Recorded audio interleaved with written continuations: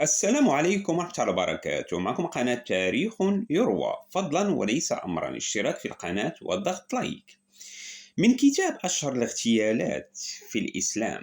بعد عامين وبضعة أشهر أفناها أبو بكر الصديق رضي الله عنه في الحفاظ على تمسك الدولة الفتية وهيبتها، وفي قمع حركات الردة، وفي إخماد نوازع التمرد، وفي تحطيم أسطورة فارس والروم وتمددهم داخل أراضيهم.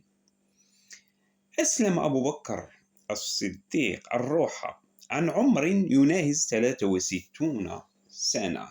يسيج في ذلك اليوم ضباب كثيف.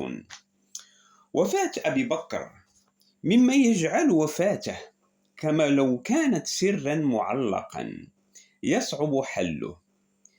يعرض المؤرخون بحياد روايتين حول وفاته من دون ترجيح إحداهما على الأخرى.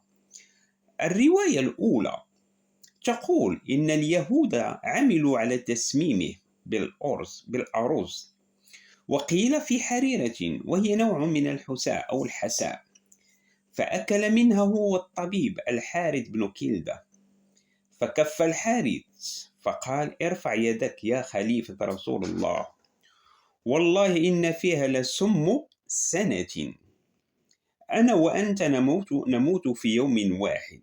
فلم يزال عليلين حتى مات في يوم واحد عند انقضاء السنة. وأما الرواية الأخرى فتقول أنه اغتسل وكان يوما باردا